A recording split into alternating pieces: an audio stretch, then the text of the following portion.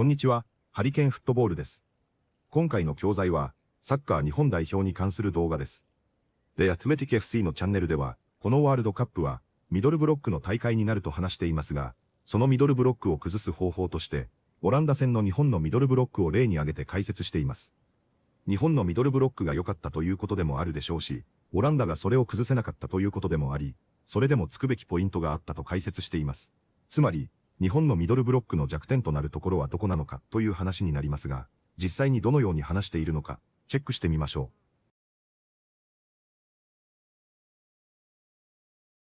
We talked about low blocks a lot yesterday with JJ, but how do you break down a mid block? The thing that you have to do, obviously, is you're working against zonal structures, and as a result, the structure won't get pulled apart quite so easily as it will do against man-to-man structures. So you have to find ways of pulling that structure apart, and yeah, there's been some really good examples of that. I think the US under Pochettino found lots of ways of pulling apart the Paraguay block. So there's been a lot of good examples, but I think we're going to talk about a few less good examples. Who's done it the worst? Well, there's been quite a few, and I think part of the reason is because actually a lot of the elite sides, we talked about how there's quite a few games yesterday that were upsets, and a lot of those games, you've got your Belgiums and your Netherlands, where you've got managers who are in their 60s. They've been doing this stuff for quite a long time. A lot of them aren't really at the cutting edge of tactical theory, and I think in the past you could just basically set your team up in a sort of neat and tidy in possession structure, and because these were elite sides, you got a load of very good players on the pitch, and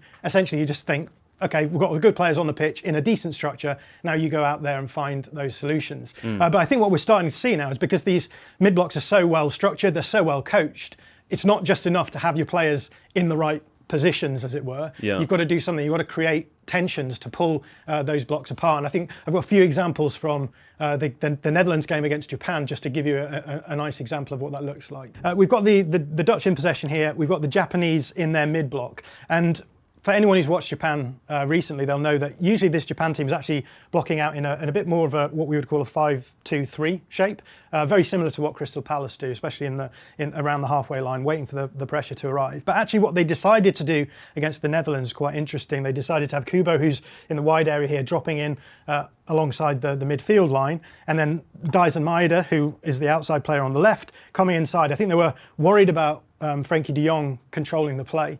And so essentially what they did is they put these two players around Frenkie with access to the players in the Dutch back line so that they could jump out. The problem with that is that if you're playing with your back five, then you're leaving space open in this wide area. With Dyson Maeda coming inside, Yeah. You would expect the wing back now to jump out, and they can move across, and you end up with almost like a 4-4-2 structure. Yeah. And this is what they did. But the problem is that because they were shifting between these two shapes, this is Nakamura on this side, the wing back. Sometimes he ends up in these between positions where actually he's in the back five and all of this space opens out. Yeah. That's the sort of situation where I think in the domestic game, if you did this, coaches would say, there's the space, try and cause problems, and let's see what we can do from there. We should be able to skewer them a little bit more than just having our players in the correct positions on the pitch. This is football though, right? I mean, like whatever formation you set up in, whether you have 3 at the back, 4 at the back, low block, mid block, you're always sacrificing something somewhere, and the best coaches are the coaches that will, try to identify that in the time. You're making the point that in domestic football, it's a lot easier to do that because coaches have forever with the players, Yeah. and they have loads of time to look at opposition analysis. When you're at a World Cup, you play, what is it now, 8 games if you get to the final in a short Yeah. space of time, much less time for training with the players. It's a lot harder, isn't it? Yeah, and again, what I want to talk about in particular here is it's not just enough for you to have your players in the correct structure. And I think sometimes people think that positional play is just make sure you've got a player in this channel, and a player here, and a player here, and don't overload this area, overload this area. Actually, the position of your players is really important because you can be in more or less dangerous positions. Yeah. And depending on how the opponent is set up, actually what you want your players to do is to realise where those more threatening positions are. The word I use is tension. You want to create tension for the opponent. You're trying to pull a mid-block apart. You want to try and pull those structures apart. You want players coming towards you. You want confusion on the part of those opponents, and you want to find ways of causing these problems. So I've just got a sequence here that I wanted to run through to show what that might look like in this game in particular. So here we are again.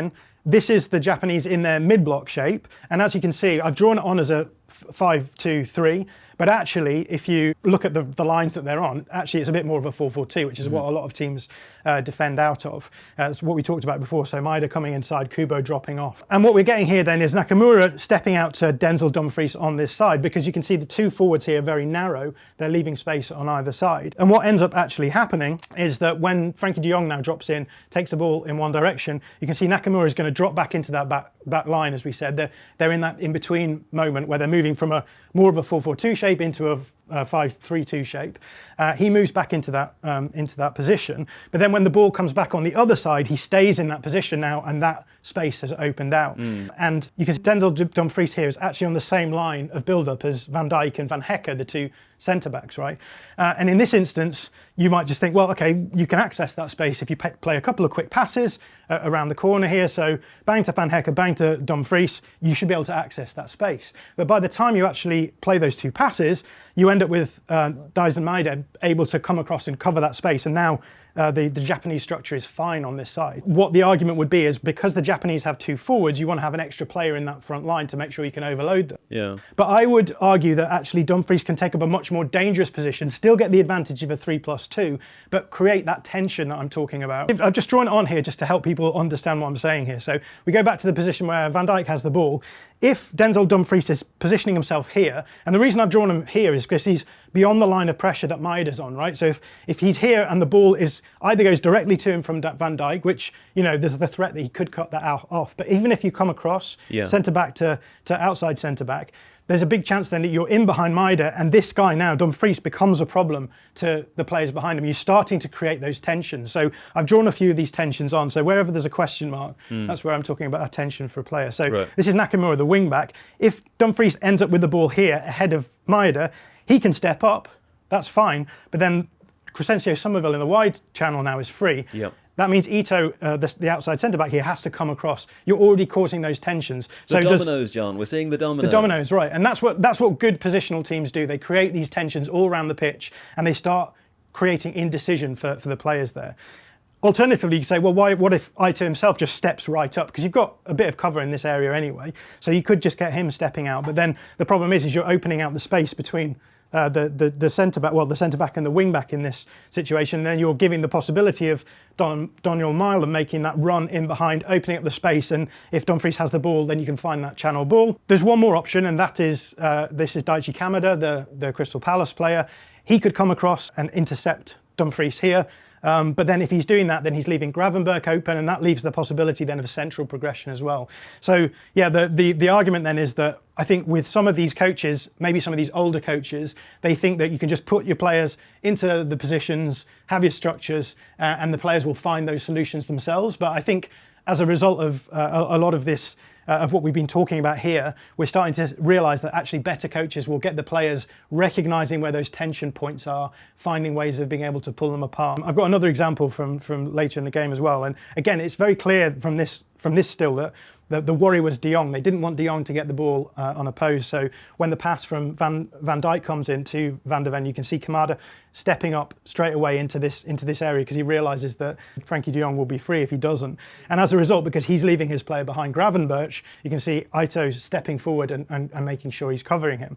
You end up with this situation now where you've pulled your block apart. You've now got Gravenberch in this situation here, and this area again, there's no tension being caused here whatsoever for the Japanese team. Maeda can come across and press Dumfries if he wants to.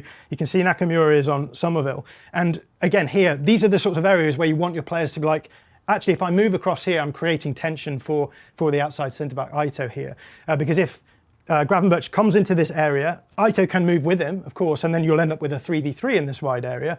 But then if you're doing that, again, you're opening up that space in the middle.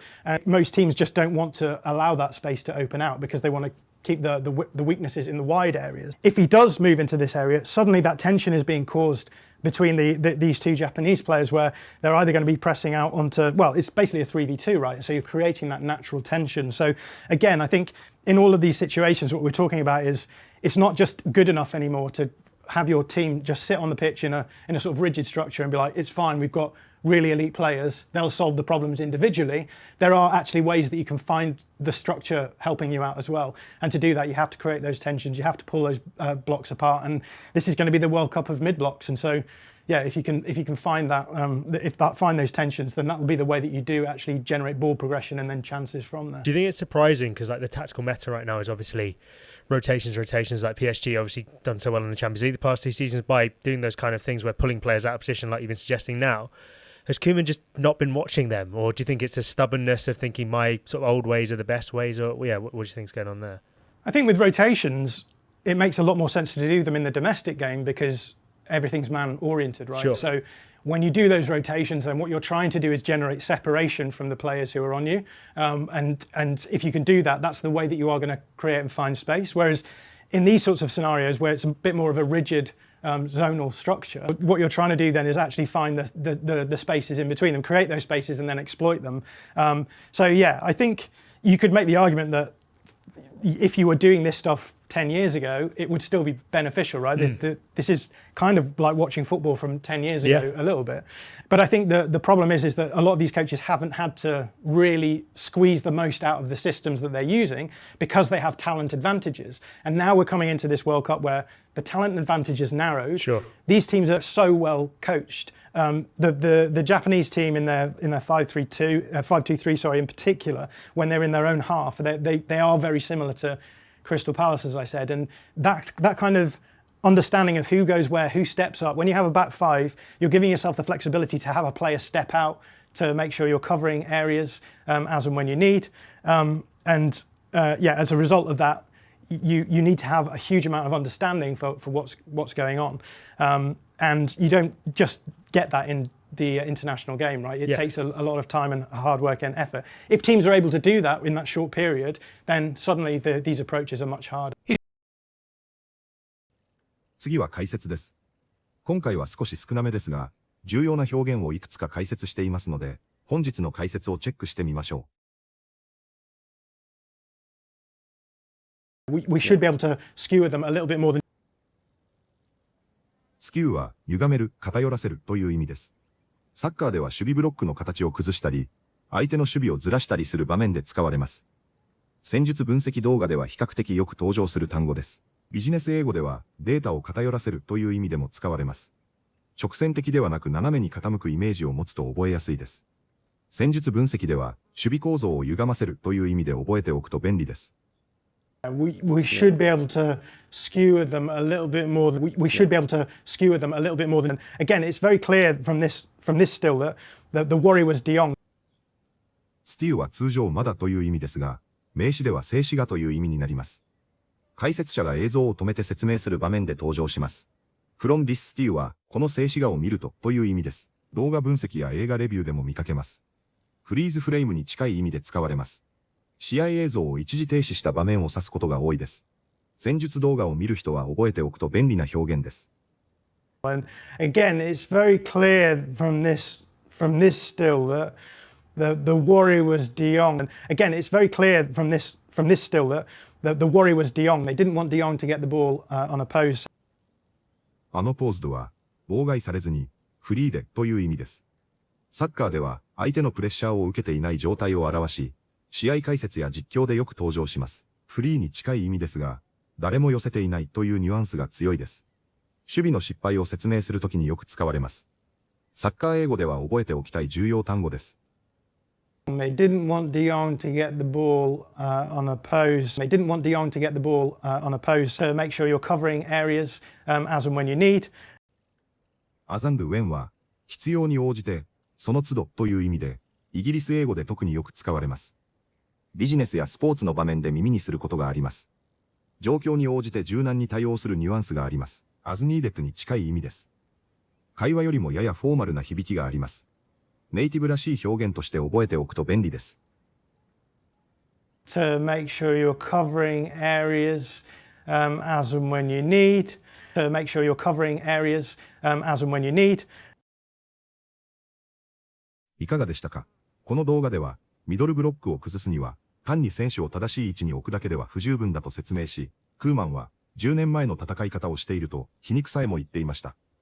実際に試合を見ていても、指摘していたエリアには大きなスペースがあるのは感じていましたが、前田大然に2つの役割を意図的に任せていたというのか、頼り切った守り方のようにも感じていました。実際にあのエリアでダンフリースがボールを持った時に、前田大然がボールを狩りに行くようなシーンも何度かありましたので、オランダも実際にはそこを狙わなかったのではなく、狙えなかったのかもしれません。それ以外にも、この動画で説明しているような、センターバックが前にずれてマークに行ったり、サイドにずれてカバーしに行ったりする守り方も、日本がまさにできていたポイントであり、この動画では、テンションという表現をしていましたが、相手に緊張させるようなシーンを、相手を脅かせるようなシーンを、日本は組織的にカバーし合い、そのようなシーンでさえ、日本らしくほぼ完璧に守りきったようにさえ感じました。少なくともこの試合では、交代策も含めて、クーマン監督よりも、森保監督の方が、戦術的にも、采配的にも勝ったと言われていると思いますが、このチームとして戦う日本は、このミドルブロックの大会と言っているワールドカップで、日本が勝ち進むポイントになり得そうだとも感じますので、その点も楽しみながら応援したいと思います。本日もご視聴いただきありがとうございました。またすぐにお会いしましょう。